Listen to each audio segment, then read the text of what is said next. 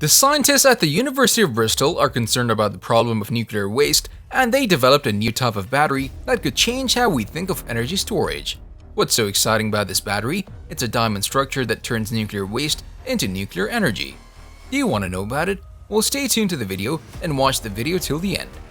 Hello guys, welcome to Bezos Space. Hit the subscribe button and turn on the notifications to get new updates about technology, development, and anything related to Jeff Bezos. Hit the like button to show your support, and in this video, we're gonna talk about Jeff Bezos reveals that nuclear diamond batteries finally hit the market. So without any further ado, let's begin. Bezos led Amazon on a remarkable pivot. Because of its internal IT expertise and spare server capacity, the company became a leader in web services for businesses, a completely different field from its core business in consumer goods delivery. New technology has been developed that uses nuclear waste to generate electricity in a nuclear-powered battery. A team of physicists and chemists from the University of Bristol have grown a man-made diamond that, when placed in a radioactive field, is able to generate a small electrical current. The development could solve some of the problems of nuclear waste, clean electricity generation, and battery life. Diamond is one of the hardest materials that humanity knows. It's even harder than silicon carbide. And it can act as both a radioactive source and a semiconductor. Expose it to beta radiation and you'll get a long-duration battery that doesn't need to be recharged. The nuclear waste in its interior fuels it over and over again, allowing it to self-charge for ages.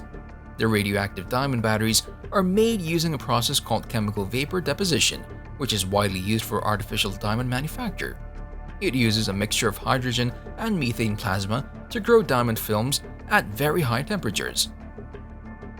Researchers have modified the CVD process to grow radioactive diamonds by using radioactive methane containing the radioactive isotope carbon-14, which is found on irradiated reactor graphite blocks. The electrical current given off by the diamond batteries could last thousands of times longer than a conventional battery, according to PopMag. Over the past few years, we've been developing ultra-low-powered sensors that harvest energy from radioactive decay, Scott said in the release.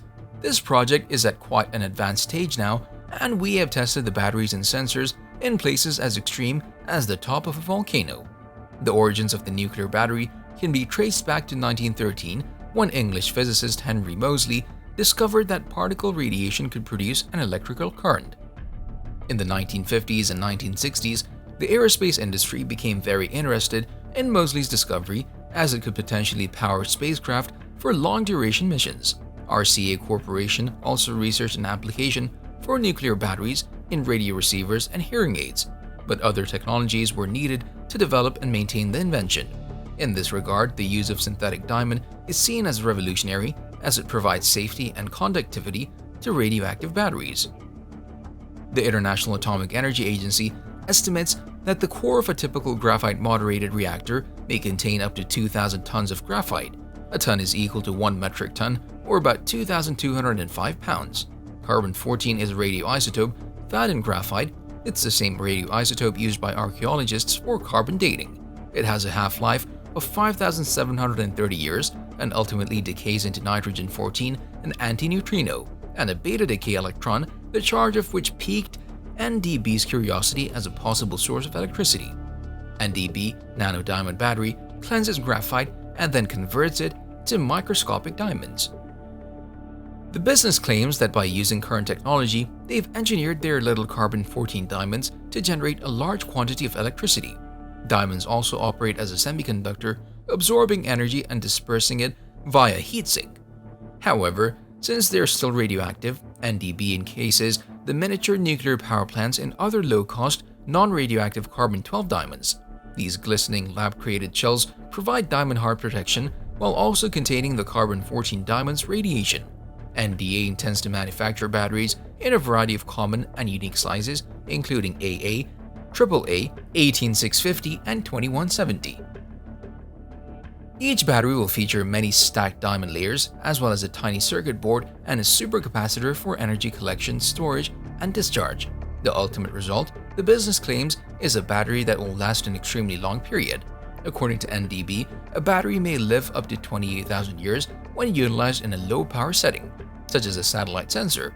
They predict a usable life of 90 years as a car battery, much longer than any one vehicle would last. The business believes that one battery could theoretically power one pair of wheels after another.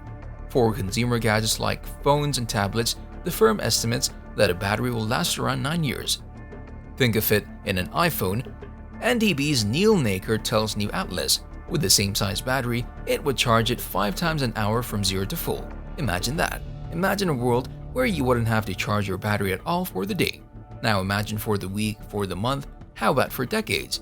That's what we're able to do with this technology. NDB expects to commercialize a low-power version in a few years, followed by a high-power version in roughly 5 years. If all goes according to plan, NDB's technology will represent a significant step forward in terms of delivering low-cost, long-term energy to the world's electronics and cars. The company says we can start at the nanoscale and go up to power satellites and locomotives. Radioactive diamond batteries are more convenient because they have a much longer lifespan than conventional batteries. If they can be developed into a universal battery, as NDB Incorporated proposes, we could end up with smartphone batteries that last much longer than the life of a smartphone, and we can replace the battery with a phone. The more we transfer SIM cards now, the more we transfer SIM cards to another phone. However, the diamond beta voltaic developed by Arcanlight will not go that far. The company is working on designs that stack its carbon-14 beta batteries into cells. To provide high-power discharge, each cell may be accompanied by a small supercapacitor, which can provide an excellent quick discharge capability. However, the lifetime of this radioactive material is also more than 5,000 years. If that radiation exists in the appliance in gaseous form, it can be a problem. This is where diamonds come in. In the manufacture of diamonds, carbon-14 is a solid, so it cannot be extracted and absorbed by living beings. The United Kingdom Atomic Energy Authority UKAEA calculated that 100 pounds, about 45 kilograms, of carbon-14 could allow the manufacture of millions of long-duration diamond-based batteries. These batteries can also reduce the cost of nuclear waste storage. University of Bristol researcher Professor Tom Scott told Nuclear Energy Insider that by removing carbon-14 from the irradiated graphite directly from the reactor, it would make the remaining waste products less radioactive and therefore easier to manage and dispose of. Intermediate level wastes, the cost estimate for the disposal of graphite waste is £46,000, $60,000 per cubic meter for ILW, and £3,000, $4,000 per cubic meter for low-level waste LLW.